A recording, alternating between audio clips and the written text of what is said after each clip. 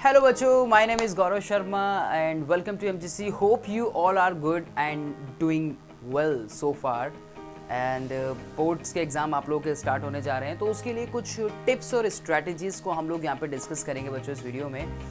Unknown person copy check करने वाले हैं, आप उनके लिए अननोन हो तो आपकी जो कॉपी है वही जो आप उसमें लिख रहे हो और किस तरह से लिख रहे हो ये बहुत मैटर करता है बच्चों, ये बात आप लोग सभी जानते हैं। तो कुछ इस वीडियो में हम लोग कुछ ऐसे टिप्स के बारे में बात करेंगे जिससे कि हम इन टिप्स और स्ट्रैटेजीज़ को फॉलो करके, लास्ट मिनट की जो टिप्स और स्ट्रैटेजीज़ हैं इनको फॉलो करके उस अननोन पर्सन की नज़रों में तारे बन जाए, राइट। सो लाइक तारे बन जाने से मतलब है कि इम्प्रेस कर पाए हम उनको अपनी हैंडराइटिंग से और किस तरह से लिखना है, कैसे क्वेश्चन को ऑप्ट करना है उसमें।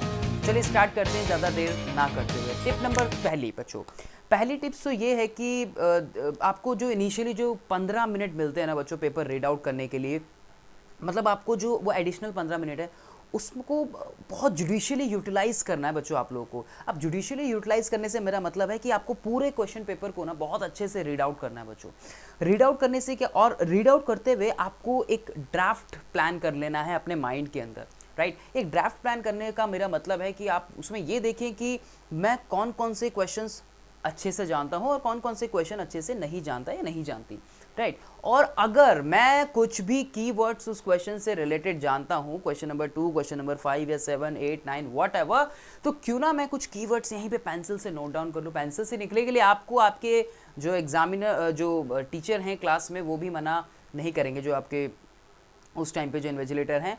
और तो आप कुछ ना कुछ कीवर्ड्स लिख सकते हैं जो आपको 15 मिनट पढ़ने के लिए मिले, उसमें ऐसा काम आप कर सकते हैं। तो रीड करना है carefully, right, number 1।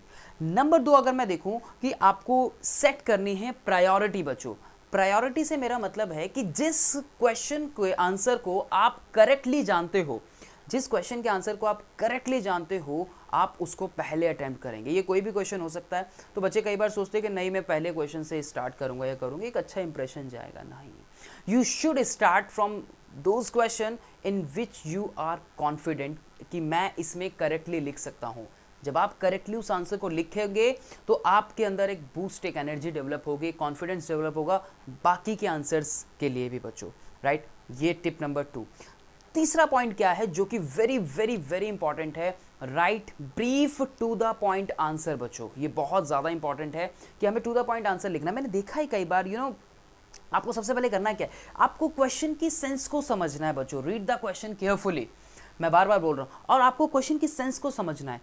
You should remember the limit, आपको कितनी लिमिट मिली है उसमें ये ध्यान रखना। मैंने देखा है कई बार बच्चे मतलब शॉर्ट क्वेश्चंस में बहुत ज़्यादा लिख रहे हैं, राइट, शॉर्ट क्वेश्चन में बहुत ज़्यादा लिख रहे हैं, सेंस को नहीं समझ रहे, मतलब क्वेश्चन में क्या पूछा गया है उस पर ध्यान नहीं दे रहे, लंबे लंबे पैराग्राफ्स लिख रहे हैं, है ना। अब फॉर एग्जांपल जैसे मान लीजिए कि क्वेश्चन आप लोगों से पूछा गया है कि डिफाइन पॉलिनेशन, राइट।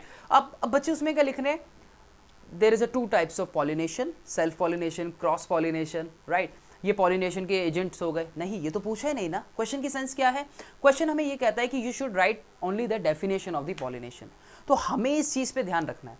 ज़्यादातर बच्चे क्या सोचते हैं कि चलो मैं ये भी लिख देता हूँ, मैं ये भी लिख देती हूँ, और मैं अपने क्वेश्चन को लेंथियर बना देती हूँ, और लेंथियर बनाने की वजह से क्या होगा, लेंथी क्वेश्चंस एक आंसर जो है एक अच्छा इंप्रेशन देगा कि देखो बच्चे ने बहुत ज़्यादा लिखा है। दैट्स पता नहीं किस तरह की मिथ है आप लोगों में, ऐसा बिल्कुल भी नहीं बच्चों। जो एग्जामिनर हैं आपके, जो कॉपी चेकर हैं, वो वैलिड एक्सप्लेनेशंस पे ध्यान देंगे आपकी, राइट। वो फोकस करेंगे जो एग्जामिनर हैं आपकी कि आप कीवर्ड्स के, आपके कीवर्ड्स क्या हैं क्वेश्चन के अंदर, आपने वैलिड रीजन या वैलिड एक्चुअल आंसर आप लोगों ने क्या दिया, उनको स्टोरी से कोई भी लेना देना नहीं है। तो ये मिथ्स आप लोग अपने माइंड से ज़रूर निकाल दें कि अगर हम लंबे लंबे पैराग्राफ लिख रहे हैं तो आपको उसमें बहुत ज़्यादा अच्छे मार्क्स मिलने वाले हैं। तो ये आपको बिल्कुल भी नहीं करना है। आपको लिमिट का ध्यान रखना है, आपको क्वेश्चन की सेंस को समझना है, उसके अकॉर्डिंगली बच्चों आंसर निकला है, राइट। ये थी टिप नंबर 3।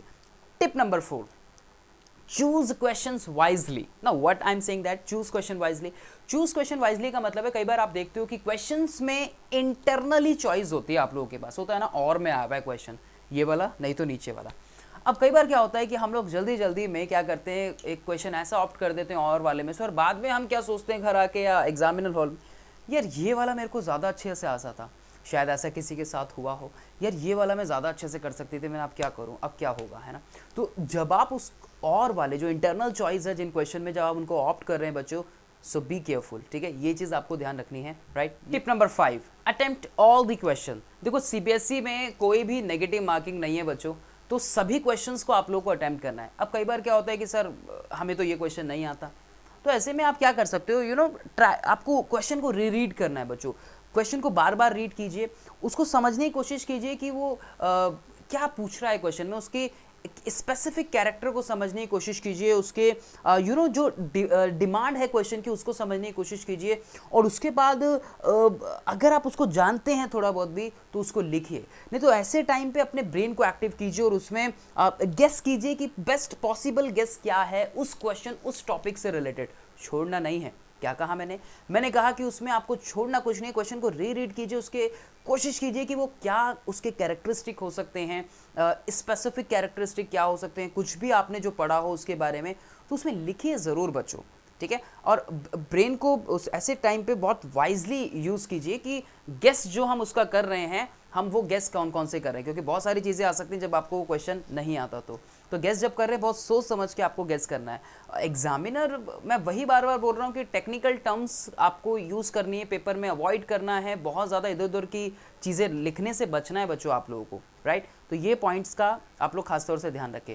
टिप नंबर 6 की बात करते हैं बच्चों। टिप नंबर 6 कहती है कि don't decorate the answer sheet too much.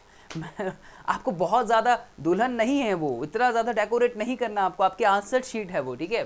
तो अब कई बार मैंने देखा है कि बच्चे उसमें ग्रीन कलर का पेन यूज़ कर रहे हैं, रेड कलर का पेन यूज़ कर रहे हैं, जो कि बिल्कुल भी नहीं करना चाहिए, राइट। हाइलाइटर्स तक यूज़ कर रहे हैं, बताइए तो, मतलब हाइलाइटर्स भी इस्तेमाल किए जा रहे हैं पेपर में। तो डोंट डेकोरेट टू मच बच्चों पेपर को। आप ब्लैक पेन यूज़ कर सकते हो, आप ब्लू पेन यूज़ कर सकते हो अपनी हेडिंग्स को या किसी पॉइंट को हाईलाइट करने के लिए। इवन आप पेंसिल्स तक का इस्तेमाल कर सकते हो, ठीक है, वो भी बहुत अच्छा लगेगा, राइट। कीवर्ड्स को आप थोड़ा सा लाइक बोल्ड करके या डार्क करके भी लिख सकते हो, कैपिट उससे ब्लू पेन से भी। इवन ये सिंपल ब्लैक पेन से हाईलाइट करते हो तो ब्लू और ब्लैक पेन आपके पास है, पेंसिल है, दैट्स इनफ, राइट, मुझे ऐसा लगता है।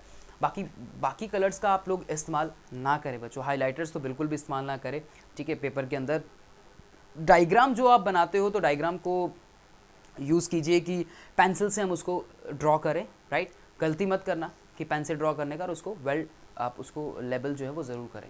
टिप नंबर 7 की बात करें तो space out each and every word properly. हर एक वर्ड को आप स्पेस आउट करके लिखे। मैंने कई बार देखा है कि बच्चे जो हैं एक के ऊपर एक वर्ड्स चल रहे हैं उनके, राइट, और स्पेस नहीं है, कोई लाइंस में एक प्रॉपर स्पेस नहीं है, वर्ड्स जब आप लिख रहे हो तो उनके अंदर प्रॉपर स्पेस नहीं है, तो वो ना अंडरस्टैंड नहीं होता, वो समझ में नहीं आना है। आप ये सोचिए कि वो अननोन पर्सन आपकी कॉपी चेक कर रहे हैं, तो जिस तरीके से आप वो इंप्रेशन वो दे रहे हैं ना, वो सारे काउंट हो रहे हैं आपकी क्यूमुलेटिव टोटल के अंदर लास्ट में पेपर में, राइट। तो आपको प्रिसाइजली बहुत हर एक मिनट आपको, हर एक घंटे आपको वहाँ पे ध्यान रखना है कि किस तरीके से आप मतलब एक डिफ़िकल्टी ना हो बच्चों पढ़ने में, ठीक है। जितना आप आसान बनाएंगे ना उनके लिए, जितना उनके हाथ ऐसे चलेंगे आपके जो एग्जामिनर होंगे, उतना आप लोगों के लिए अच्छा है। ओवरलैप हो जाते हैं कई बार बच्चों के जो वर्ड्स हैं, ओवरलैपिंग देखने को मिलती है, ना हो। कर्सिव के चक्कर में आप ऐसा लिख देते हैं कि बिल्कुल वो समझ ही नहीं आता कई बार, तो उस पर भी आप लोगों को ध्यान देना। तो बेसिकली इस पॉइंट से मेरा मतलब है कि आप ओवरलैपिंग नहीं करनी है, स्पेस देना है प्रॉपरली लाइंस के बीच में, वर्ड्स के बीच में, तो अच्छा रहेगा समझने में जो आपकी कॉपी चेक कर रहे हैं उनके लिए बच्चों, ठीक है। और नीट एंड क्लीन तो जितना होगा उतना आप लोगों के लिए अच्छा है उसमें। तो स्क्वीज़ नहीं करना है, बहुत ज़्यादा वर्ड्स को आपको एक ही लाइन में नहीं भरना है, और भी लाइन है, शीट्स काफ़ी हैं सीबीएसई के पास, लाइंस बहुत है उसमें, शीट इनफ है, तो स्पेस दे के लिखिए अच्छा खासा। कोशिश कीजिए बच्चों कि अपने आंसर को आप लोग पॉइंट्स में समझा सकें, ठीक है। पॉइंट्स पॉइंट टू पॉइंट आपको बहुत हेल्प करेंगे, चेक करने में भी आसानी रहेगी बच्चों, तो उस चीज़ का भी आप लोग वहाँ पे ध्यान रखें। एंड जब भी आप देखते हैं कि before and after the question आप लोग क्या कर सकते हैं कि कुछ 2 लाइन छोड़ सकते हैं, ठीक है। आप उसमें 2 लाइन छोड़ दीजिए।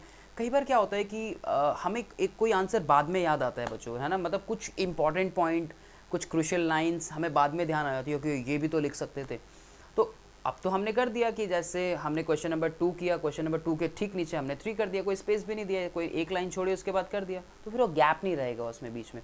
तो आप क्या कर सकते हैं कि हर एक आंसर के बाद बच्चों एटलीस्ट दो लाइन छोड़ दो, 2 लाइन 3 लाइन छोड़ दो, कोई प्रॉब्लम नहीं है। इन केस अगर आपको बाद में उसमें कुछ ऐड ऑन करना है तो आप उसमें वो कर सकते हो, है ना। और वो अगर 1 लाइन 1.5 लाइन कुछ आपको ऐड ऑन करनी है तो आप वो उसके अंदर कर सकते हो, और बाद में वो नीचे के आंसर के साथ कोई उसमें प्रॉब्लम भी नहीं होगी, वो एक दूसरे के साथ इंटरलिंक करता हुआ भी नहीं दिखेगा। तो स्पेस का इस तरीके से हम लोग यूज़ कर सकते हैं पेपर के अंदर, और नीट एंड क्लीन भी रहेगी ऐसे में हमारी कॉपी। ये चीज़ आप टिप नंबर 8 बच्चों, डोंट पैनिक। आपको घबराना नहीं है। कई बार ऐसा होता है कि हम घबरा जाते हैं। आप मैथमेटिक्स का पेपर कर रहे हो या कोई भी XYZ सब्जेक्ट का पेपर कर रहे हो, तो कई बार हम पैनिक हो जाते हैं। ओह माय गॉड, ये तो आ ही नहीं रहा मुझे, अब आगे क्या लिखूं, ये मैं नहीं कर पा रहा, ये मैं नहीं कर पा रही। तो डोंट पैनिक बच्चों, घबराना नहीं है। ऐसा होने पे आप बाकी के आंसर्स भी ख़राब कर सकते हैं, जो मेमोरी पे काफ़ी इम्पैक्ट पड़ता है ऐसे टाइम पे बच्चों। तो घबराए नहीं, और टाइम जो आपका जा रहा है लगातार आपके, और ऊपर से आप घबरा रहे हो ऐसे टाइम पे, तो ये आपको बिल्कुल नहीं करना। बाकी के जो क्वेश्चंस है ना, उनके ऊपर भी बच्चों ऐसे में इम्पैक्ट पड़ सकता है, राइट। वो भी फिर जब आप लिखोगे तो आप ठीक तरीके से वर्ड्स का चुनाव नहीं कर पाओगे, और अच्छे वर्ड्स अगर नहीं लिखेंगे तो एक अच्छे मार्क्स की तरफ हम लोग नहीं जाएंगे, ठीक है। अल्टीमेटली ये चीज़ आपको ध्यान रखनी है।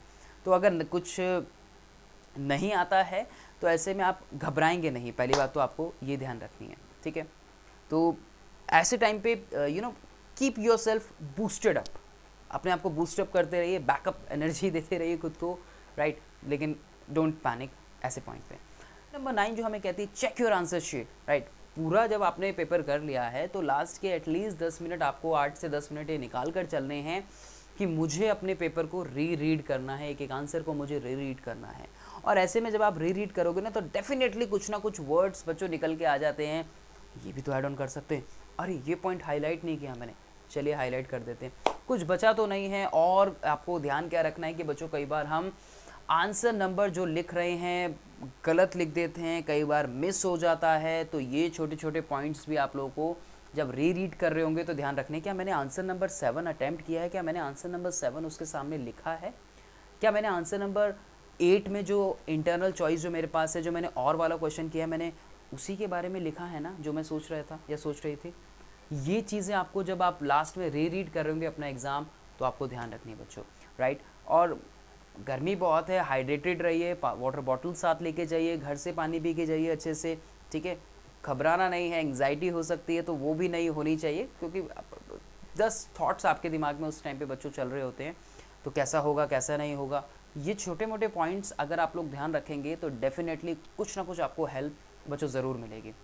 ऑल द वेरी बेस्ट बच्चों, और आई होप कि ये जो पॉइंट्स मैंने आप लोगों के साथ डिस्कस करे हैं, डेफिनेटली ये आपको कुछ ना कुछ हेल्प ज़रूर करेंगे। और ये पॉइंट्स आप लोग लिखें और इनको फॉलो करें बच्चों, एग्ज़ाम हॉल में काम आने वाले हैं आपके ये। सो बच्चों, थिंक वाइजली, बी काम, बी फोकस्ड। और इस वीडियो में इतना ही, मिलूँगा आप लोगों से कुछ और नेक्स्ट वीडियोज़ में जो आपकी हेल्प कर सकें बोर्ड एग्ज़ाम में। सो अभी के लिए इतना ही। आई होप कि ये पॉइंट्स आपको कुछ हेल्प करें आपके एग्ज़ाम में। और अगर आपको वीडियो पसंद आई है तो अपने दोस्तों के साथ इसको शेयर करें, लाइक करना ना भूलें, कमेंट सेक्शन में ज़रूर बताएं कि आपको वीडियो कैसी लगी। और मिलूंगा आप लोगों से नेक्स्ट वीडियो में। All the best for your exam. Thank you.